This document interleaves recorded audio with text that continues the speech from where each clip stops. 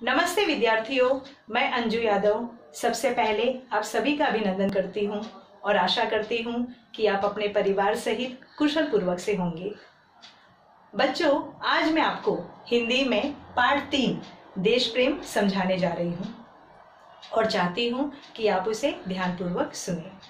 पाठ समझाने से पहले मैं आपसे एक सवाल पूछना चाहती हूँ कि यदि कोई भी विदेशी व्यक्ति जब आपसे ये सवाल करता है कि आप कौन से देश के रहने वाले हो, तो आप बड़े गर्व से कहते हो भारत।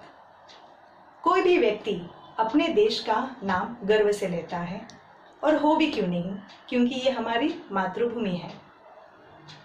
तो इस पाठ के द्वारा हम जानेंगे कि जापान के लोगों में ऐसी कौन सी बात है कि उससे साबित होता है कि वो अपने देश के विकास के लिए कुछ भी कर सकते हैं। तो आइए जानते हैं देश प्रेम। जापान एक छोटा सा देश माना जाता है, लेकिन अपने विकास और खुशहाली के लिए उससे बड़े बड़े देश भी कोसों दूर हैं। इसलिए यदि इसे एशिया महाद्वीप की शान कहे तो कोई गलत नहीं होगा। इसको सूर्योदय का देश भी कहा जाता है, क्योंकि सूर्य की सबसे पहली किरण जापान देश को स्पर्श करती है। यहाँ के लोग बहुत ही ईमानदार और मेहनती होते हैं। ये अपने देश का अपमान बिल्कुल सहन नहीं कर सकते। एक बार की बात है कि एक विदेशी व्यक्ति एक जापानी व्यक्ति की परीक्षा लेने के लिए उसके देश में जाता है और जापानी व्यक्ति से पूछता है कि आप किस धर्म को मानते हैं। तो वो बोलता है बौद्ध धर्म को। तो वो बोलता है कि बौद्ध धर्म के संस्थापक कौन हैं? तो वो बोलता है गौतम बुद्ध। और आपको गौतम बुद्ध के प्रति कितनी श्रद्धा है? तो वो व्यक्ति जापानी बोलता है भरपूर। तो विदेशी व्यक्ति बोलता है कि यदि ऐसा समय आए कि महात्मा बुद्ध आपके देश पर आक्रमण करेंगे तो आप क्या करोगे? तो जापानी बोलता है कि यदि कोई भी व्यक्ति मेरे देश पर आक्रमण करेगा तो हम उसे जीवित नहीं छोड़ेंगे, क्योंकि हमारा जो देश है वो हमारे धर्म से भी बड़ा है। तो इससे साबित होता है कि जापानी लोग अपने देश को कितनी देश के प्रति कितनी श्रद्धा है।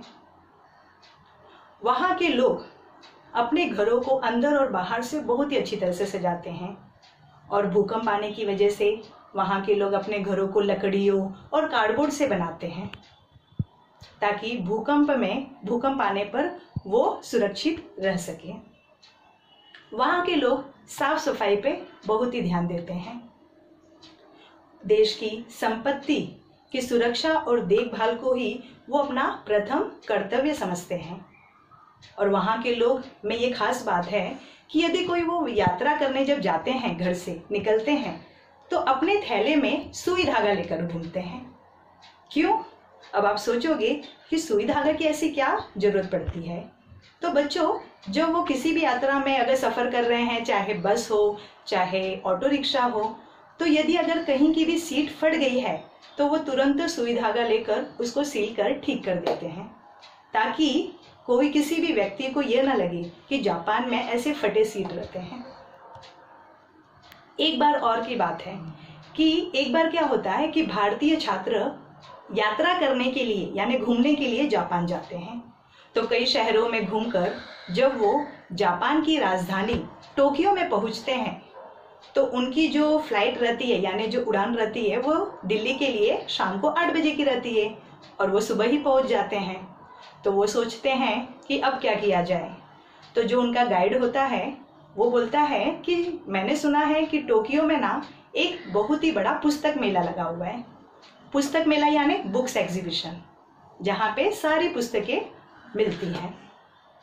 तो सभी छात्र पुस्तक मेला में जाते हैं। तो पुस्तक मेला में उन्हें अलग अलग पुस्तक अलग अलग छात्र खरीदते हैं जो उनको पसंद आती है। तो एक छात्र को एक पुस्तक पसंद आती है, लेकिन वो थोड़ी पुरानी सी लगती रहती है। तो उसे क्या लगता है कि यदि ये पुरानी लग रही है, यदि मैं दुकानदार से लूँगा तो शायद इसमें कुछ छूट मिल जाएगी। तो वो पुस्तक लेकर वो दुकानदार के पास जाता है और दिखाता है कि ये पुस्तक मुझे खरीदनी है। तो दुकानदार सबसे पहले पूछता है कि आप कहाँ के रहने वाले हो और कहाँ से आए हो। तो वो बोलता है कि मैं भारत का रहने वाला हूँ और मुझे ये पुस्तक खरीदनी है। तो तो दुकानदार बोलता है कि ये पुस्तक पुरानी लग रही है, इसे तो आप खरीदना तो दूर, मैं इसे आपको मुफ्त में भी नहीं दे सकता। यदि आप थोड़ा आपके पास समय है तो मैं नई एक पुस्तक, ठीक यही पुस्तक नई मंगवा देता हूँ। तो छात्रों को लगता है कि लग रहा है कि दुकानदार मुझे नई पुस्तक देकर मुझसे कुछ ज़्यादा रुपए लेना चाहता है, तो इसलिए वो मना कर देता है कि मुझे ये पुस्तक नहीं चाहिए। तो दुकानदार बोलता है कि घबराइए मत, यह पुस्तक मैं आपको उपहार के रूप में दूंगा। और वह तुरंत एक नौकर को पुस्तक लाने के लिए भेज देता है। थोड़ी 10 मिनट के बाद वो नौकर वही पुस्तक नई प्रति के रूप में लेकर आकर दुकानदार को दे देता है। तो दुकानदार उसे अच्छी तरह से जांच परखता है, उसके बाद वो पुस्तक उपहार के रूप में उस छात्र को दे देता है। तो वो छात्र बोलता है कि यदि आपको ये पुस्तक मुझे उपहार के रूप में ही देनी थी तो पुरानी पुस्तक भी इतनी भी खराब नहीं थी, अच्छी भली थी, वही आप दे दिए होते। तो दुकानदार बोलता है कि आप विदेशी हैं, जब आप अपने देश में जाएंगे तो वहाँ के लोग पूछेंगे कि जापान से आपने क्या लाया है, तो आप यही पुरानी पुस्तक दिखाएंगे। तो वहाँ के लोग सोचेंगे कि लग रहा है कि जापान में ऐसी ही पुरानी पुस्तक मिलती है, जिससे वो लोग मुझे तो नहीं जानते लेकिन मेरे देश को तो जानते हैं और इससे मेरे देश का अपमान होगा। तो मैं थोड़े से लालच की वजह से अपने देश का अपमान नहीं सहन कर सकता। तो वो यह देखकर लड़का बिल्कुल ही हैरान रह जाता है। तो बच्चों, कोई भी देश तुच्छ या महान तब बनता है वहाँ के लोगों की वजह से। हम चाहें तो अपने देश को महान भी बना सकते हैं और तुच्छ भी बना सकते हैं। यदि हमारे अंदर भी जापान के लोगों की तरह भावना आ जाए तो यही देश हमारा स्वर्ग के समान हो जाएगा। तो यहीं पे मैं इस पाठ के द्वारा आपको एक और संदेश देना चाहती हूँ कि आज जो हालात चल रहे हैं, जो कोरोना की महामारी चल रही है, ये वक्त है हमें एकजुट होकर इस महामारी से लड़ने का। आप हमेशा ये याद रखिए कि हर हार के पीछे जीत होती है और एक न एक दिन वो समय भी जरूर आएगा कि हम इस महामारी से उबर जाएंगे। तो यहीं पे मैं पाठ समाप्त करती हूँ। धन्यवाद।